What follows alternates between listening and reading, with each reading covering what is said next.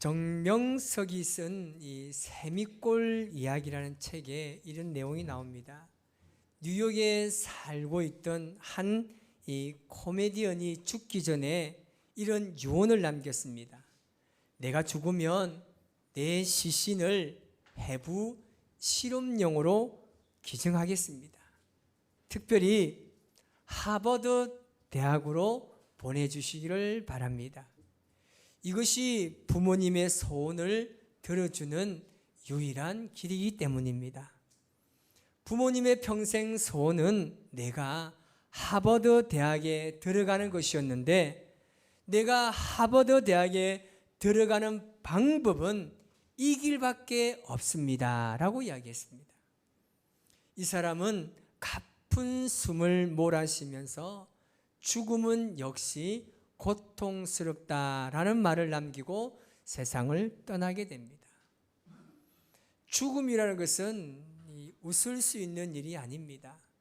그래서 우리 자녀들은 부모님의 살아생전에 마지막으로 남기신 이 말을 가슴에 새기고 기억해서 반드시 지키려고 노력합니다. 오늘 본문의 솔로몬도 그런 사람이었습니다. 솔로몬은 그의 아버지 다윗의 이 유언을 늘 가슴속에 새기고 기억하며 살았습니다. 그것은 바로 하나님의 성전을 짓는 것이었습니다. 하나님께서는 다윗에게 약속하셨던 그 모든 것을 아들인 솔로몬을 통해서 이루기를 원하셨습니다. 그런 그가 예루살렘 성전을 건축하게 된 것은 어떻게 보면 자신의 생각이나 자신의 의지가 아니라 아버지 다윗이 남긴 설계도에 따라서 지은 것이라고 할 수 있습니다. 오늘 본문의 말씀은 하나님께서 솔로몬에게 두 가지의 말씀을 하고 계십니다. 그것은 바로 앞으로 성전이 어떤 곳이 되어야 하고, 그의 아버지 다윗과 같은 약속의 말씀을 솔로몬에게 하시고 있습니다.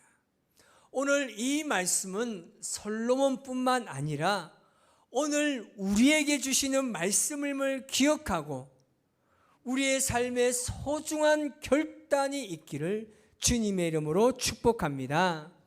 먼저는 여러분, 성전은 어떤 곳입니까? 성전은 하나님께 예배하는 곳입니다. 12절 말씀에 우리 다 같이 읽도록 하겠습니다. 시작. 밤에 여호와께서 솔로몬에게 나타나사 그에게 이르시되 내가 이미 내 기도를 듣고 이곳을 택하여 내게 제사하는 성전을 삼았으니. 아멘.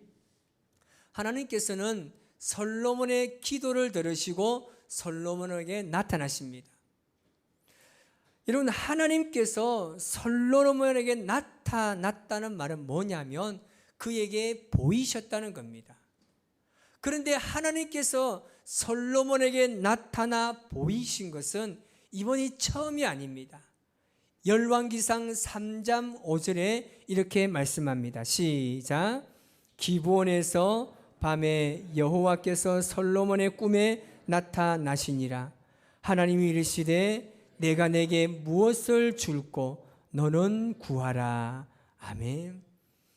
솔로몬이 기브온에서 1000번째를 드릴 때 하나님께서 솔로몬에게 나타나셨습니다. 여러분, 하나님께서 솔로몬에게 나타나신 이유가 무엇이겠습니까?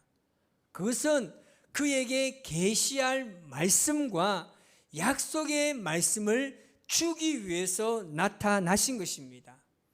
그에게 나타나셔서 오늘 하시는 말씀이 무엇입니까? 내가 너의 기도를 들었다는 겁니다. 그리고 하나님께서는 이곳을 제사하는 성전으로 삼으시겠다고 말씀하십니다. 제사하는 성전은 무엇을 의미합니까? 오늘 예배를 의미합니다. 이 성전을 예배 드리는 곳으로 삼으시겠다는 겁니다. 우리가 지금까지 성경을 보아서 알 수 있듯이 솔로몬이 하나님께 예배를 드릴 때는 어떤 예배를 드렸습니까? 하나님께서 그 예배 가운데 직접 임재하시는 예배를 드렸습니다. 솔로몬은 그냥 전심을 다해서 마음을 다해서 하나님을 예배했는데 하나님께서는 그 예배 가운데 직접 임하셨습니다. 역대하 7장 1절에 솔로몬이 주님 앞에 예배할 때 어떤 현상이 나온지 말씀하고 있습니다. 다 같이 읽어보겠습니다. 시작. 솔로몬이 기도를 마침에 불이 하늘에서부터 내려와서 그 번제물과 제물들을 사르고 여호와의 영광이 그 성전에 가득하니. 아멘.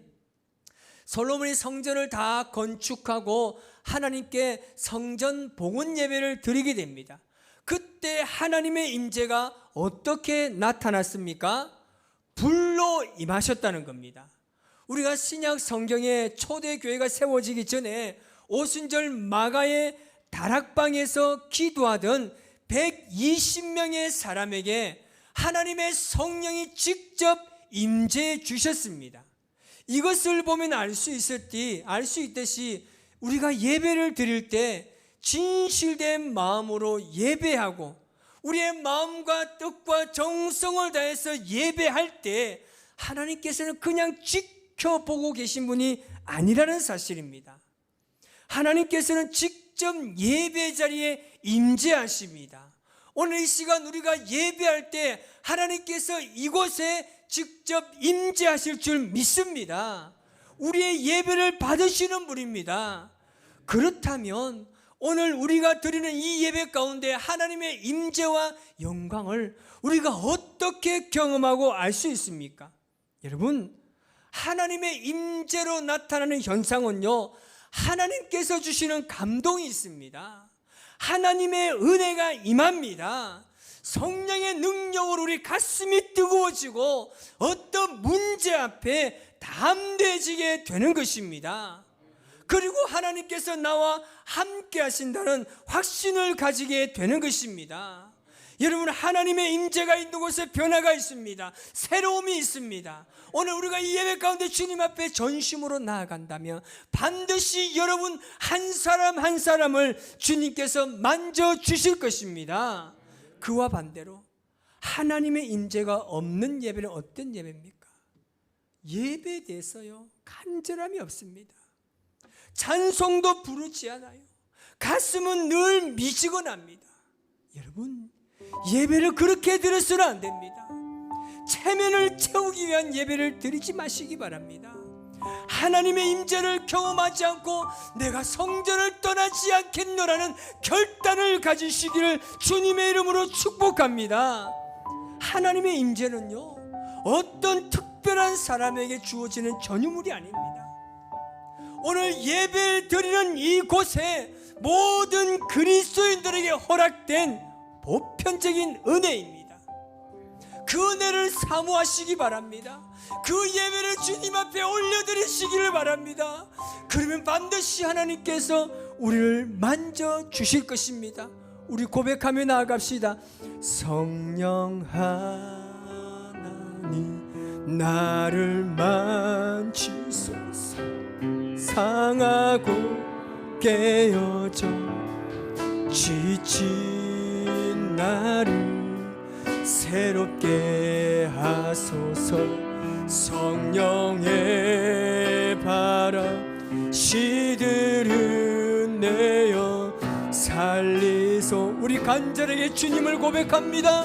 성령 하나님 이 땅 고치소서. 죄악의 어둠 속 헤매는 우리 태워주소서. 성령의 불로 세상 헛된 맘 태우소. 주님을 부르며 임하소서. 성령 하나님이시여 지금 이곳에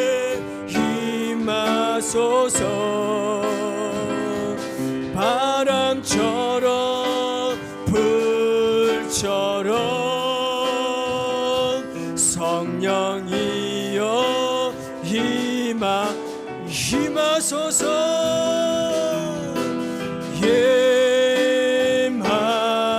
임하소서. 성령 하나님이시여 지금 이곳에 임하소서. 바람처럼 불처럼 성령이여 임하소서. 할렐루야. 성전은 회개와 회복이 있는 곳입니다. 하나님께서는 성전에서 기도하는 소리를 좋아하십니다. 하나님께서 성전에서 기도드리는 우리의 기도에 눈을 들고 귀를 기울이신답니다. 하나님께서 예배 처소로 삼으신 성전은 하늘에서 비가 오지 않거나 죄앙이 임하고 전염병이 유행처럼 생길 때 기도하는 곳입니다. 하나님의 얼굴을 간절히 기도하는 곳, 그 구하는 곳이 성전입니다. 오늘날 여러분에게 성전은 어떤 곳입니까? 성전은 우리의 삶을 돌이키는 곳입니다. 악한 길에서 돌이키는 것입니다. 높아지는 마음에서 돌이키는 곳입니다. 본래의 자리로 돌이키는 곳입니다. 하나님의 이름이 있는 이 성전에 주님의 임재하심을 경험하시기를 주님의 이름으로 축복합니다. 두 번째, 솔로몬에게 하신 약속은 무엇입니까? 솔로몬에게 나라와 왕위를 견고하게 하신다고 말씀하고 있습니다. 17절 말씀을 같이 읽어볼까요? 시작. 내가 만일 내 앞에서 행하기를 내 아버지 다윗이 행한 것과 같이 하여 내가 내게 명령한 모든 것을 행하여 내 율례와 법규를 지키면. 아멘. 하나님의 약속에는 반드시 전제 조건이 있습니다. 그것이 무엇입니까? 내 아버지 다윗이 행한 것과 같이라고 말씀합니다. 하나님의 말씀을 지키는 조건이 있습니다. 하나님께서는 언제나 우리의 인생에 두 갈래의 길을 준비하십니다. 생명의 길과 사망의 길입니다. 축복의 길과 저주의 길입니다. 순종의 길과 불순종의 길입니다. 여러분, 하나님의 약속을 성취하기 위해서는 그 길은요, 솔로몬이 어떻게 선택하느냐에 따라 달려 있습니다. 아버지의 행함같이 행하면 약속된 복을 받게 될 것이고, 그렇지 않으면 그의 나라는 물론이요 왕위가 완전히 끊어지는 것입니다. 여기서 다윗이 행한 것과 같이라는 말의 뜻은요, 가다 오다 걷다란 뜻으로 가는 행위를 이야기합니다. 다윗이 가고 오고 걷는 모든 것은 하나님의 기준에 행했다는 말입니다. 다윗이 어디를 가든지, 다윗이 어디를 오든지 그의 인생의 모든 걸음들이 하나님의 기준에 행했다는 겁니다. 오늘 솔로몬이 이렇게 살아간다면 반드시 내가 내게 복을 주겠다고 말씀합니다. 그렇게 살아갈 때 하나님의 마음과 시선이 우리를 영원히 떠나지 않는다는 겁니다. 세계에서 가장 높은 건물인 버저 두바이라는 건물이 있습니다. 그 건물의 이 건축 관계자의 말을 따르면 100층이 넘는 이 고층 건물을 지을 때는 한 점의 미세한 오차도 있어서는 안 된다고 합니다. 그래서 철저한 정확한 그 정확성을 기하기 위해서 매 시간마다 GPS를 통해서 인공위성으로부터 정보를 받아서 점검하면서 지어 올린다는 거예요. 잘못된 이 건물이 세워지면 무너지기 때문에 한순간도 놓치지 않고 위성에서 쏘아주는 그 정보를 매일매일 받아서 이 건물을 점검하면서 올린다고 합니다. 이런 바로 이겁니다. 고층 건물 하나 짓는데도 인공위성의 점검을 계속 받아야 하듯이 우리 교회를 세워나가는 것도, 우리 신앙의 모든 것도 하나님께 점검을 받아야 하는 겁니다. 어떻게 점검받을 수 있습니까? 우리가 매일매일 말씀을 읽는 거예요. 우리가 매일매일 하루 쉬지 않고 기도의 삶을 살아가면서 하루의 마지막 그 마무리를 할 때 내 말에 대해서, 내 행동과 나의 삶에 대해서 점검을 받아야 하는 겁니다. 앞으로 우리 교회와 우리의 신앙생활에 있어서 올바른 방향이 무엇입니까? 제가 우리 교회가 걸어가야 할 그 방향의 목적을 한마디로 결론 지으면 연합입니다. 교회가 연합되지 않으면 무너지는 거예요. 우리 어제부터 위틴저 여름 성경학교를 오늘 오전까지 잘 마쳤습니다. 생각 외로 아이들이 많이 왔어요. 그리고 우리 은퇴 장로님, 시무 장로님, 우리 권사님들, 집사님들 오셔서 함께 협력해 주는데 얼마나 감사한지 몰라요. 제가 위에서 말씀을 준비하는데 집중이 안 돼요. 이놈들이 얼마나 떠들어 제끼고 제 방에 와서 목사님 얼음 내놓으라는 거예요. 내가 뭐 얼음을 파는 사람입니까? 그러면서 제 냉장고를 뒤지는 거예요. 두 팀이 왔어요. 조그마한 애들이 찾아와서 목사님 얼음 주세요. 시원한 물 가져가야 돼요. 제가 뭐라 하겠습니까? 가져가라니까요. 냉장고 문도 안 닫고 바락 뛰어나갈 뻔해요. 저는요 얼마나 감사한지 몰라요. 여러분, 우리 교회가 지향해야 될 방향은요 연합입니다. 성도들이 연합해서 하나님의 교회를 세워가려고 할 때 하나님의 시선과 마음은요 절대 우리 교회를 떠나지 않습니다. 우리 교회가 지금 유치부실을 지금 공사 중에 있는데 제가 그날요 얼마나 힘들은지 몰라요. 오전 잠깐 했는데 저희 장로님은 매일 하는 일을 하는데 저는 땀을 막 한 바가지, 두 바가지, 세 바가지 흘린 거예요. 그런데 얼마나 감사한 줄 압니까? 우리 장로님들이 나와서 가지고요 함께 협력하면서요 그 힘든 일을 하고 간식을 먹으면서 얼마나 감사한지 몰라요. 하나님의 교회는 여러분 이렇게 세워져 나가는 겁니다. 하나님의 마음이 항상 머물게 하기 위해서, 하나님의 시선이 우리 교회에 항상 주목하기 위해서는요 교회가 연합해야 될 줄 믿습니다. 하나님의 말씀인 성경은 오늘 우리에게 분명하고도 명확하게 말씀하고 있습니다. 내 이름을 여기에 영원히 있게 하였습니다. 그렇게 되는 길은요 우리가 하나님의 기준에 따라 사는 겁니다. 우리 믿음의 선조들이 살아갔던 그 믿음의 길, 내가 죽어도 예수님을 절대 포기할 수 없다는 그 순결한 믿음대로 살아간다라면 하나님의 마음은 이곳을 떠나지 않을 줄 믿습니다. 여기 포항 우리 교회에 하나님의 이름을 두셨습니다. 하나님의 마음이 우리 교회에 가득합니다. 그 마음에 합한 삶을 살아서 이 힘든 위기에서 벗어나서 하나님의 영광을 드러내는 우리의 모든 삶이 되시기를 주님의 이름으로 축복합니다. 하나님은요 변하지 않아요. 우리의 마음은 시간마다 변하고 달라지고 그렇지만 하나님의 마음은 우리를 향해서 한순간도 변하지 않는 줄 믿습니다. 그 주님을 이번 한 주간도 바라보면서 여러분 성전에서 날마다 기도하시기 바랍니다.